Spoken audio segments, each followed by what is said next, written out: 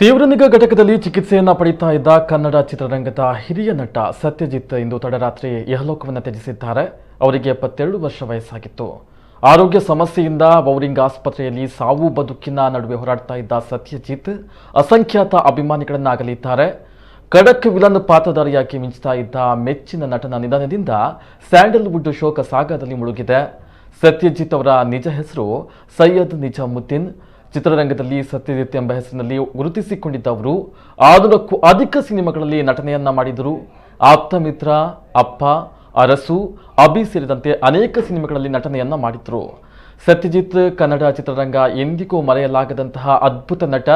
ತಮ್ಮ ಮನೋಜ್ಞ ಅಭಿನಯದಿಂದಲೇ ಅಸಂಖ್ಯಾತ ಅಭಿಮಾನಿಗಳ ಸಾಗರವನ್ನೇ ಹುಟ್ಟುಹಾಕಿದ್ದಾರೆ.